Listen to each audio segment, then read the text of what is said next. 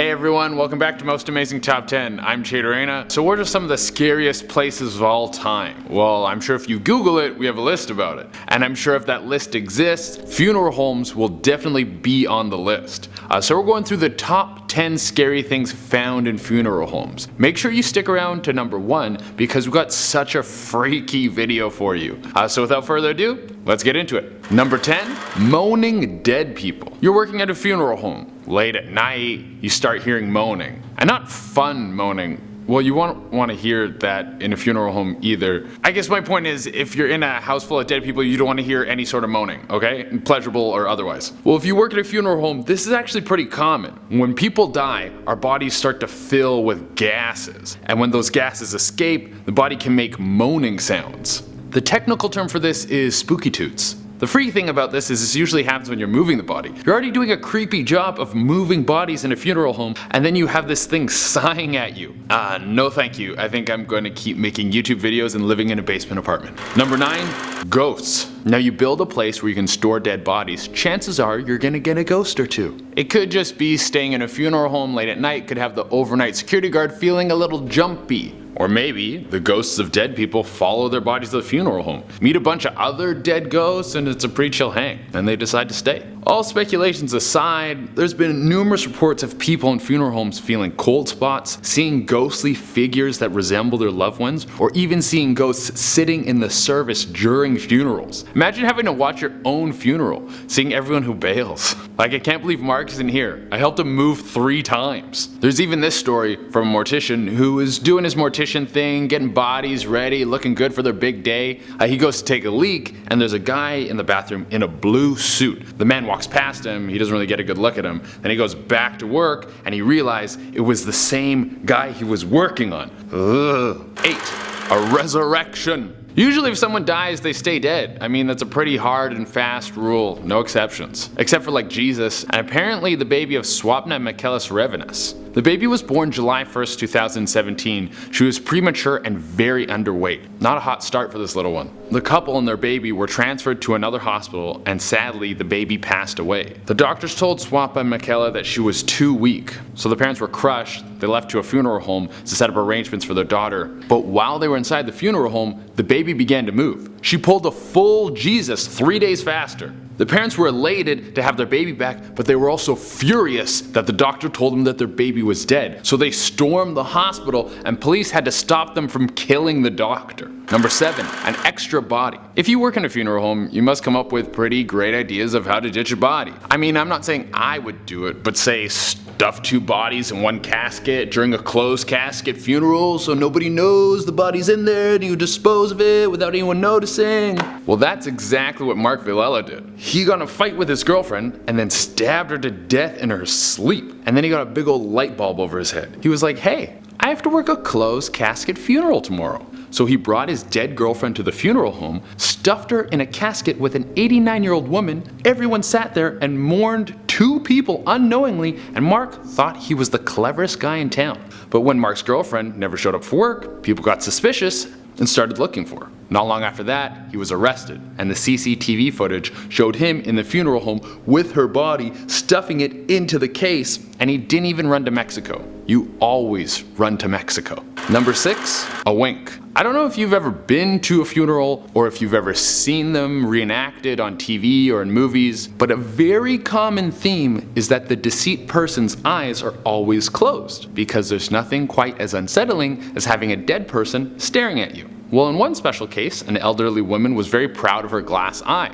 I think some old people just get really bored. So she put in her will that she wanted her glass eye to be on display when she passed. And she didn't mean on display like in a nice little box next to her casket. She wanted it in her head, one eye open, so everyone could see her winking. Now, her family and loved ones knew that this was supposed to happen, but the funeral director's assistant didn't. So when she opened the casket, she got a face full of dead old lady winking at you. In the funeral business, they call that a winky pinkaboo. Number 5, a clown. What happens to a clown after they die? Do they go to the great big top in the sky, or do they get shot of a cannon straight into hell? It probably depends on how many kids they made cry. But what I can tell you is I never want to go to a clown funeral. Clowns are creepy enough as it is without the risk of one of them crawling back to life from the underworld. However, if you work at a funeral home, you don't really get to choose which funerals you go to, and apparently on this day, you didn't get to choose what you wore either. During this clown's funeral, everyone working the funeral had to be dressed up as clowns. Also, it shouldn't be surprised that many of the people who came to the funeral were also dressed up as clowns, and they painted a single tear on their face in makeup.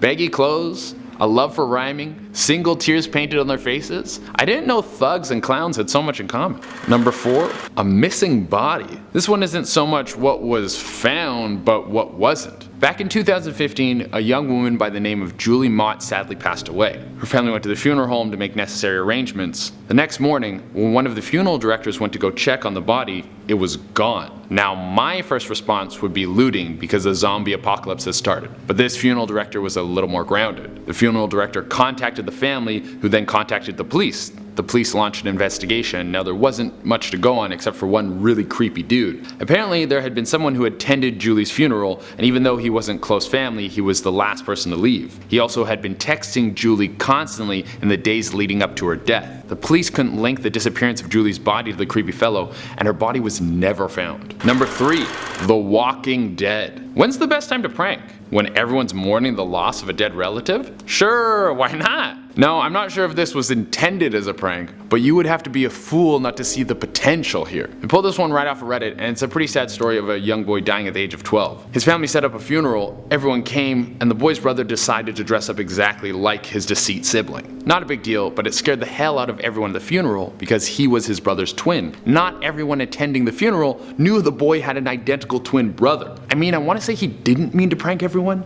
but I really want it to be true. You really only get one shot at pulling a prank like that off. I really commend him for it.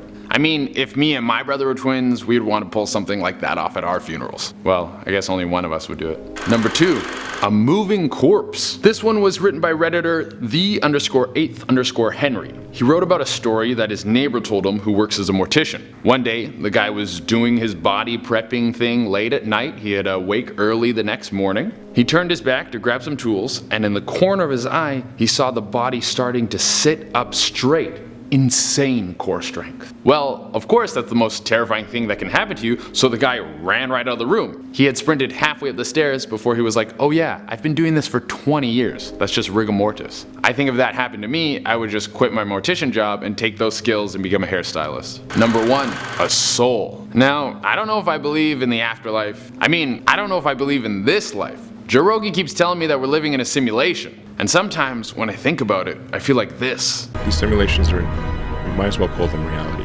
But love is the answer. What are you doing? I mean, I'm tripping balls here. But this video is pretty chilling. It's CCTV footage from a funeral home in China. There's definitely a chance this footage is doctored in some way, but it looks pretty real.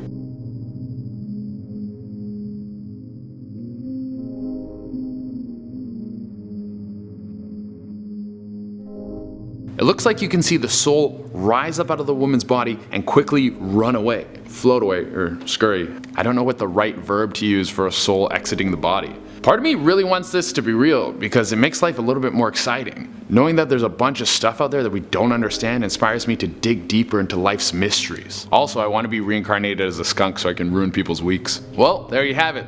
Those are the top 10 scary things found in funeral homes. Let us know in the comments which ones you thought were the scariest. Don't forget to like, comment, subscribe, and hit that little notification bell. Until next time, I've been Shade Arena, and I hope none of you end up finding creepy things in a funeral home.